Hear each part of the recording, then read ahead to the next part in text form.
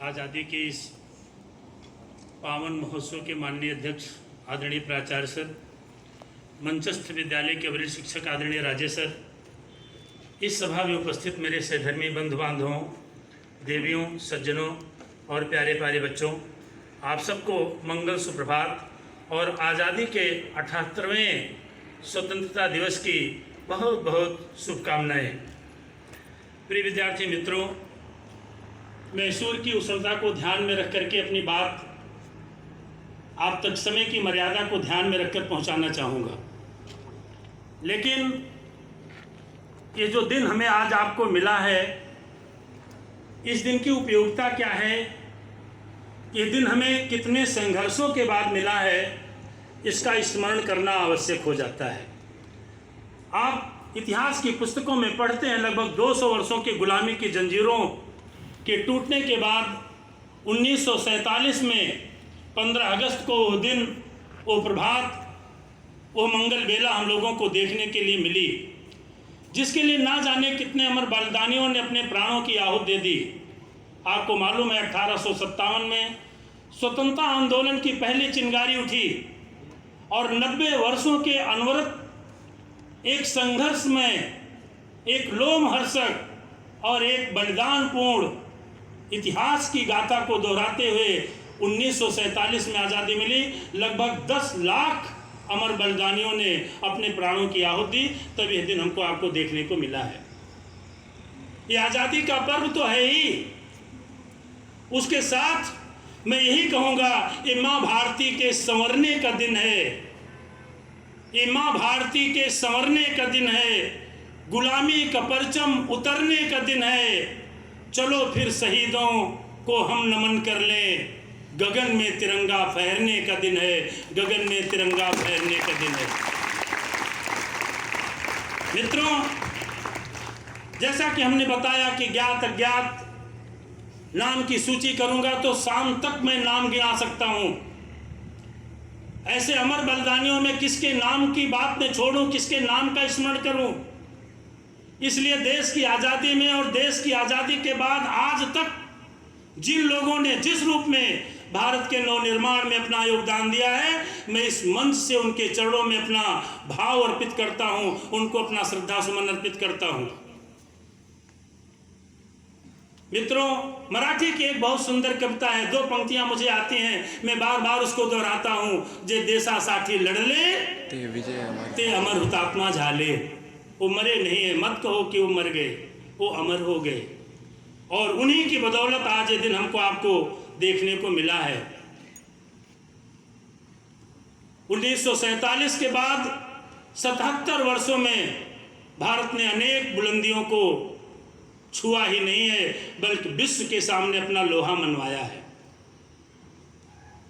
ये वर्तमान के आकलन करने का दिन है, लेकिन उसी के साथ भविष्य की राह के चिंतन का भी दिन है। निश्चित रूप में 77 वर्षों के इस आज़ादी के इतिहास में हमने उपलब्धियों के एक लंबी लंबी कतारों को छुआ है। शिक्षा का क्षेत्र हो, विज्ञान का क्षेत्र हो, कृषि का क्षेत्र हो, वाणिज्य का क्षेत्र हो, व्यापार का क्षेत्र हो, हमारी खेल शक्ति हो, हमारी सैन्य शक्ति हो, हमारी विदेश नीति हो, हमारी अंतर्राष्ट्रीय पहचान हो, इसमें हमने विश्व को लोहा मनवाया है। हम परमाणु शक्ति संपन्न देश बन गए हैं। चंद्रयान की यात्रा दुनिया जानती है। डिजिटल इंडिया के रूप में भारत आगे बढ़ रहा है। यूपीआई का लेन देन एक नई क्रांति के रूप में पूरे विश्व जगत में भारत की पहचान बना रहा है। मित्रों, मंच पर बैठे हुए आदरणीय प्राचार्य सर, वरिष्ठ शिक्षक राजेश सर, हम लोगों के विद्यार्थी जीवन में और आपके विद्यार्थी जीवन में बहुत जमीन आसमान का फर्क है। मैं इतनी ही गुजारिश करूंगा कि आप लोग उन सुविधाओं का सही उपयोग करें। लेकिन जितनी कुछ प्रगति हुई है, हम इसको पूर्ण विराम नहीं कह सकते हैं। अभी बहुत कुछ बाकी है। हमारी यात्रा यहीं रुकने वाली नहीं है। ये प्रगति का पूर्ण विराम नहीं है। अभी हमें और आगे चलना है और विश्व के सामने भारत को एक विकसित और सर्वशक्ति संपन्न देश बनाने के लिए हमको आपको आज के इस अवसर पर कृत संकल्प होना है।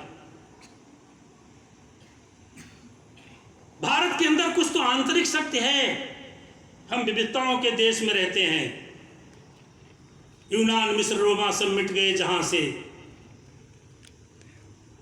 बाकी अब तलक है नामो निशा हमारा।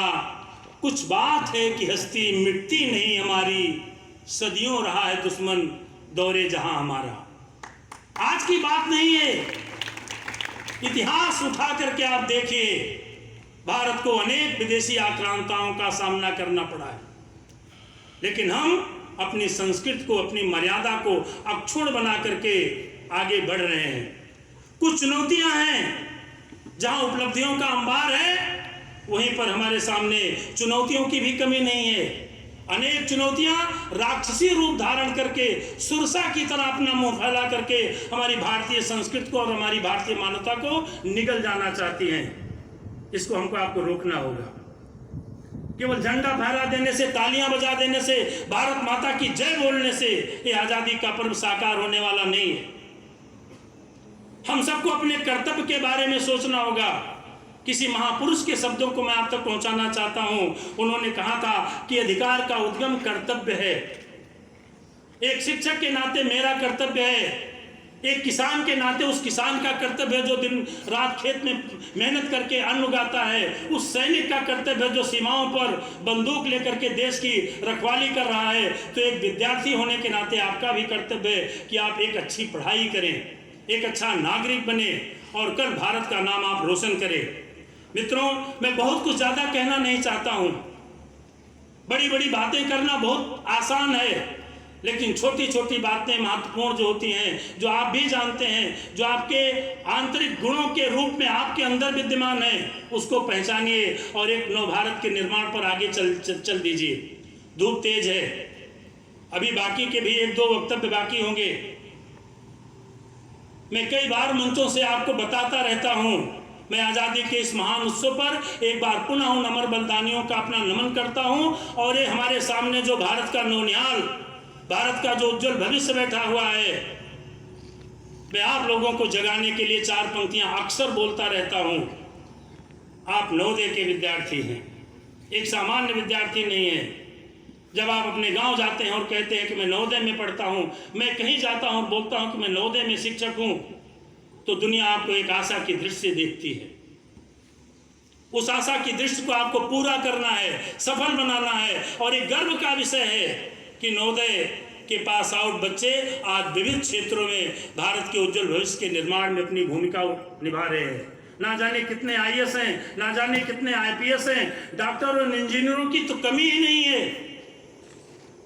एलुमनी मीट होता है, उसमें आते हैं तो बच्चे अपने अपने नवोदय के बारे में अपनी अपनी कहानियां बताते हैं। तो आपको जो अवसर मिला है उसका उपयोग उठाइए। मैं 4 पंक्तियों से अपनी वाणी को विराम दूंगा। ये 4 पंक्तियां मैं हमारे सामने बैठे हुए बच्चों के लिए मैं पढ़ना चाहता हूँ, बार बार पढ़ता हूँ। और आज़ादी के महोत्सव के बारे में इसलिए पढ़ना चाहता हूँ कि आज़ादी को साकार करने का दायित्व हमारा भी है, आपका भी है। तो 4 पंक्तियां। ओ भारत के भावी जीवन की नैया के कर्णधार, ओ भारत के भावी जीवन की नैया के कर्णधार, भारत के जनगण उन्नायक, ओ भविष्य के शिलाधार, ओ नवोदय के छात्र, ओ नवोदय के छात्र, देश की सुयोग्य संतान, सावधान विचलित मत होना, तुम्हें बनाना देश महान, तुम्हें बनाना देश महान, तुम्हें बनाना देश महान।